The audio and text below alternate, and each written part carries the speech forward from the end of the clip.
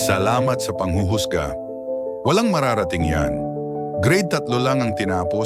Anong trabaho mahahanap niyan? Dugyot, amoy kalsada. Diyan magtatagumpay sa buhay? Imposible. Iyan ang mga salitang araw-araw na nilulunok ni Aling Teresa. Sa bawat kanto ng kanilang barangay, siya ang usap-usapan. Hindi dahil sa kabutihan, kundi dahil sa kanyang itsura, estado sa buhay, at kakulangan sa edukasyon. Maagang naulila sa magulang si Teresa. Bata pa lang siya'y kargado na ng responsibilidad. Ang mag-alaga sa mga nakababatang kapatid, ang maghanap ng pagkain, at ang magtinda sa kalsada. Grade 3 lang ang kanyang natapos dahil hindi na siya muling nakabalik sa paaralan. Sabi ng iba, tapos na ang laban niya sa buhay. Pero sa kanyang tahimik na mundo, may sumisigaw. Hindi pa tapos, hindi dito matatapos. Kahit walang diploma, nagsumikap siyang makapasok sa trabaho.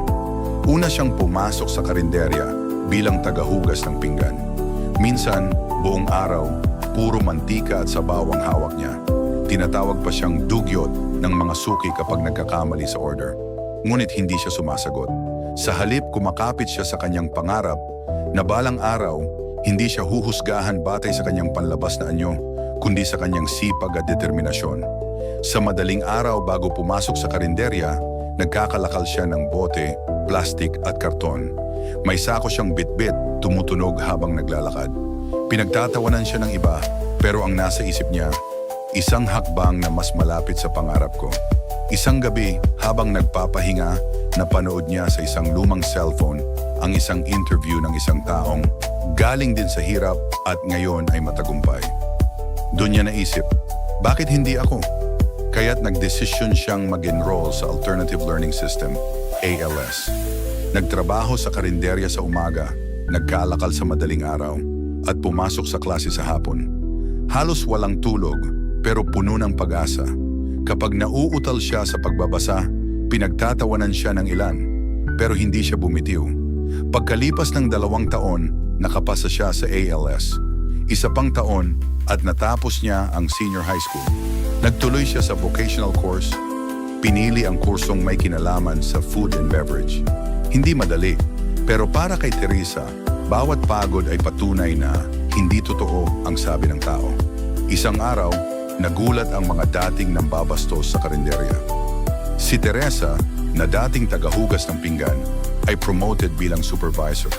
Ilang buwan pa, naging branch manager siya ng bagong bukas na kainan. At hindi ron natapos. Nakapag-ipon siya at sa tulong ng isang maliit na loan program, nakapagsimula ng sarili niyang karinderya. Malinis, maayos, masarap ang luto, at araw-araw may pila sa tapat. Isang hapon may dumaan na kapitbahay na dati nang hamak sa kanya. Pumasok sa karinderya, hindi alam na siya ang may-ari. "Uy Teresa, sa'yo to?" tanong nito. Ngumiti siya, tinanaw ang mga customer, sabay sabing, "Oo ate, dito ako napadpad. Salamat nga pala sa panghuhusga niyo noon. Kasi kung hindi dahil doon, baka hindi ko sinipagan." Nganga ang lahat. Dati siyang pinagtatawanan. Ngayon siya na ang ini-interview, hinahangaan, ginagalang. At higit sa lahat, siya na ang patunay na ang edukasyon ay mahalaga. Pero hindi hadlang ang kakulangan nito kung meron kang determinasyon. Salamat sa inyo, kasi kung hindi nyo ako nilait, baka hindi ako lumaban. Kung hindi nyo ako hinusgahan, baka hindi ko napatunayan na mali kayo. Si Teresa, ang dating dugyot, grade 3 lang ang natapos at walang pag-asa sa paningin ng iba. Ngayon ay isa ng negosyante, may sariling tahanan at nakakatulong pa sa iba. Hindi lahat ng tao pinapalad agad, pero lahat may karapatang mangarap. At ang pangarap basta pinaghirapan, natutupad,